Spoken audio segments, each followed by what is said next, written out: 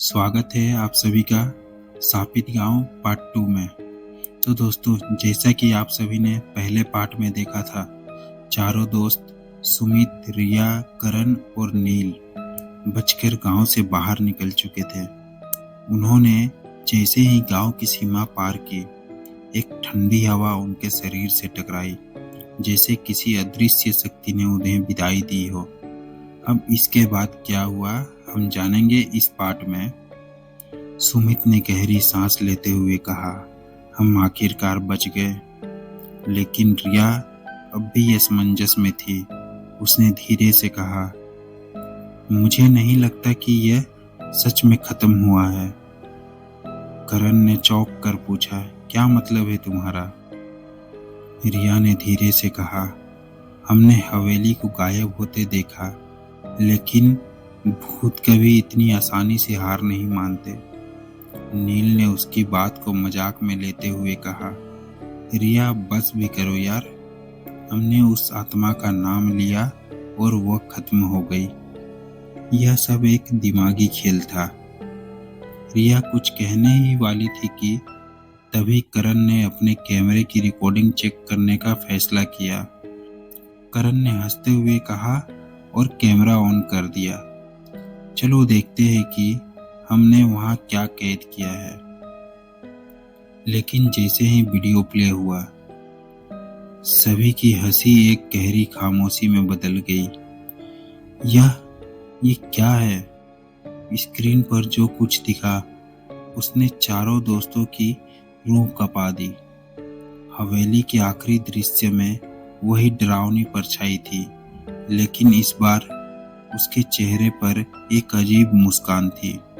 उसकी आंखें चमक रही थी और वह सीधे कैमरे की ओर देख रही थी, जैसे वो जानती हो कि वे इसे देख रहे होंगे। सुमित की आवाज कांप रही थी, यह तो हमारे जाने के बाद का फुटेज है।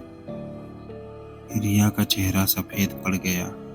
उसने कांपते हुए कहा, क्या यह सच में खत्म हो गया या फिर कुछ और बाकी है?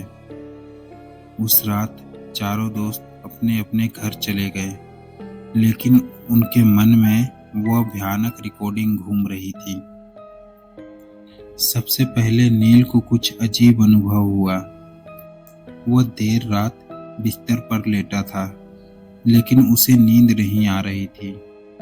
कमरे में हल्की रोशनी थी और चारों ओर अजीब सी शांति थी।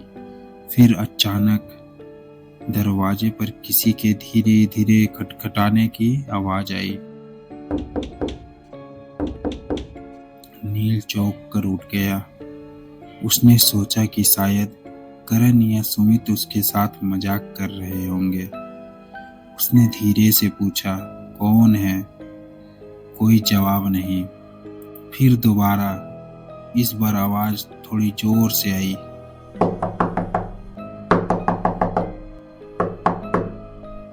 नील धीरे धीरे दरवाजे के पास गया और हल्के से उसे खोला, लेकिन बाहर कोई नहीं था। सिर्फ एक ठंडी हवा अंदर आई और नील की रूह कांप गई। उसने खुद को दिलासा देते हुए कहा, शायद ये मेरा वहम था। लेकिन जैसे ही उसने करवट बदली, उसे अपने दाहिने हाथ पर 3 गहरे निशान दिखाई दिए, जैसे किसी ने नाखून से खरोच दिया हो। अब नील का दिमाग सुन्न पड़ गया था। उधर करण के घर पर भी अजीब घटनाएं हो रही थी। करण अपने कमरे में अकेला था। वह लैपटॉप पर काम कर रहा था कि अचानक लाइट्स अपने आप बुझ गई। कमरे में खूब अंधेरा छा गया। ये क्या हो रहा है? करण बड़बड़ाया और मोबाइल की टॉर्च ऑन की। जैसे ही रोशनी फैली, उसे सामने की दीवार पर कुछ अजीब उभरता हुआ दिखा। वह धीरे धीरे बनता हुआ एक चेहरा था। करण के हाथ से मोबाइल गिरते गिरते बचा। उसने घबरा कर अपनी आंखें मली, लेकिन जब उसने दोबारा देखा तो वह चेहरा गायब हो चुका था। उसका दिल जोर जोर से धड़क रहा था। उसने खुद से पूछा, क्या यह सब सच में हो रहा है? दूसरी ओर सुमित को भी कुछ अजीब अनुभव हो रहा था। वो अपने बिस्तर पर लेटा था जब उसे अचानक लगा कि उसके बिस्तर के नीचे कोई है। धीरे धीरे सांस लेने की आवाज आने लगी। सुमित का शरीर कांप उठा। सुमित ने हिम्मत जुटाई और धीरे धीरे अपने बिस्तर के नीचे झांका। अंधेरा घना था, लेकिन उसे कुछ हल्की हरकतें महसूस हुई। फिर अचानक एक सफेद धुंध जैसी आकृति उसकी ओर सरकने लगी। सुमित के शरीर में जैसे जान ही नहीं बची। वह घबरा कर बिस्तर से उछल पड़ा और तेजी से लाइट ऑन कर दी। लेकिन जब उसने नीचे देखा तो वहां कुछ भी नहीं था। उसका दिल जोर जोर से धड़क रहा था। उसने खुद से बुदबुदाया, क्या यह सब हमारे गांव जाने की वजह से हो रहा है? उसे समझ नहीं आ रहा था कि यह हकीकत थी या सिर्फ उसका वहम। अगले दिन चारों दोस्तों ने मिलने का फैसला किया। वे सभी पास के एक कैफे में मिले और एक दूसरे की कहानियां सुनी। करण ने अविश्वास से पूछा, क्या तुम्हारे घर में भी अजीब चीजें हो रही है? हाँ, और सबसे डरावनी बात यह है कि नील ने अपने हाथ दिखाए, जिस पर अब भी वो 3 निशान बने थे। रिया गहरी सोच में पड़ गई। उसने कहा, हमें कुछ करना होगा। अगर यह आत्मा अब भी हमारे साथ है तो हमें हमेशा के लिए उसे रोकना होगा। लेकिन सवाल ये था कि कैसे? उन्होंने गांव के बुजुर्ग से बात करने का फैसला किया। जब वे बाबा रामनाथ के पास पहुंचे तो उनका चेहरा डर से सफेद पड़ गया। बाबा ने कांपती आवाज में पूछा, तुम लोग फिर से लौट आए? रिया ने दृढ़ता से पूछा, बाबा हमें सच्चाई बताइए, वो आत्मा कौन थी? बाबा ने एक गहरी सांस ली और बोले, वह कोई आम आत्मा नहीं थी, वो चंद्रिका थी जो 200 साल पहले इस गांव में रहती थी। कहा जाता है कि वो काले जादू में माहिर थी और उसने कई लोगों की बलि दी थी। गांव वालों ने उसे जिंदा जला दिया, लेकिन मरते समय उसने श्राप दिया कि वो कभी चैन से नहीं जाएगी। सुमित ने डरते हुए पूछा, तो क्या उसकी आत्मा अभी भी मुक्त नहीं हुई? बाबा ने सिर हिलाया। जब तक कोई उसकी पूरी सच्चाई नहीं जानता और सही विधि से उसे मुक्त नहीं करता, तब तक वो वापस आती रहेगी। करण ने घबरा कर पूछा, हमें क्या करना होगा? बाबा ने एक पुरानी किताब निकाली और कहा, इसके अनुसार चंद्रिका को हमेशा के लिए मुक्त करने के लिए उसके नाम से बुलाना जरूरी है, लेकिन साथ ही एक विशेष मंत्र भी पढ़ना होगा। रिया ने हिम्मत जुटाए हुए कहा, क्या यह हम कर सकते हैं? बाबा ने चेतावनी दी, लेकिन याद रखना, अगर तुम्हें जरा भी गलती हुई तो वह और भी ज्यादा शक्तिशाली होकर वापस आ सकती है।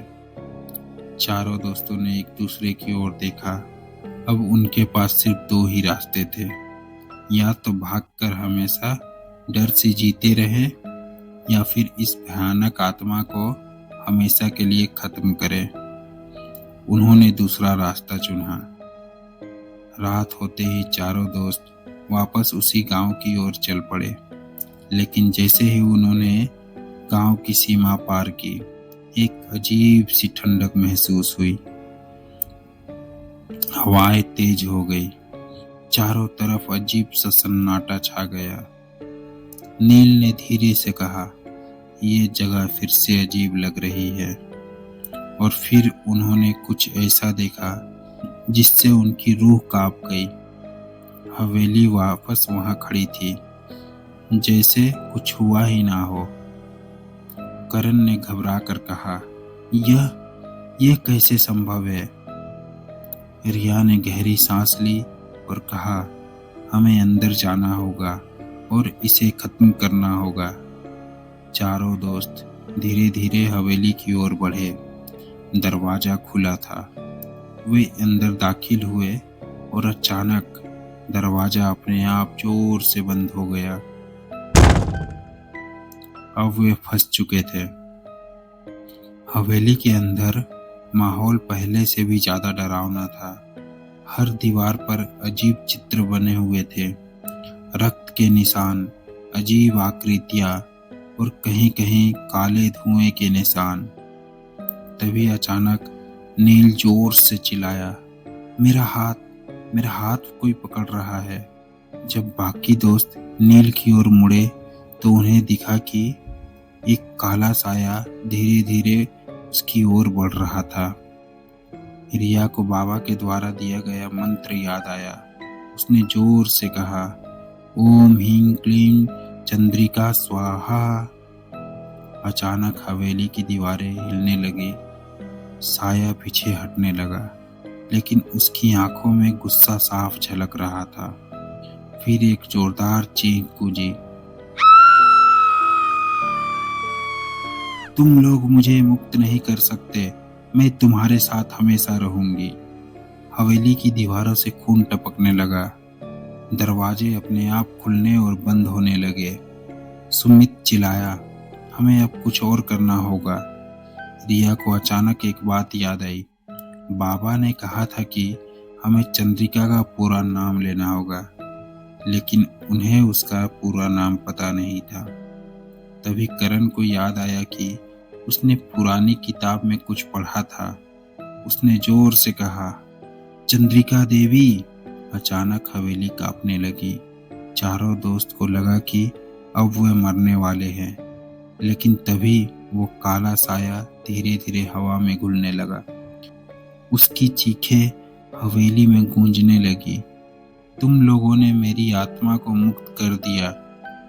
धीरे धीरे हवेली की सारी चीजें गायब होने लगी। फर्श, दीवारें, छत, सब कुछ धूल में बदल गया। और फिर चारों दोस्त गांव के बीचों बीच खड़े थे। हवेली हमेशा के लिए गायब हो चुकी थी। गांव वालों को जब यह पता चला तो वे अवाक रह गए। एक बुजुर्ग महिला ने कहा, तुम लोगों ने हमें इस बड़े श्राप से बचा लिया। लेकिन चारों दोस्त को अभी भी एक अजीब एहसास हो रहा था। क्या यह सच में अंत था या फिर चंद्रिका अब भी कहीं थी? अगले दिन जब करण ने कैमरे की रिकॉर्डिंग चेक की, आखिरी फ्रेम में एक अजीब मुस्कान झलक रही थी। क्या यह आत्मा सच में मुक्त हो गई थी या वह कहीं और इंतजार कर रही थी? ये हम जानेंगे इसके अगले पार्ट में। तब तक के लिए आपको अगर ये वीडियो अच्छी लगी तो इस वीडियो को लाइक करें और हमारे चैनल को सब्सक्राइब करना ना भूलें।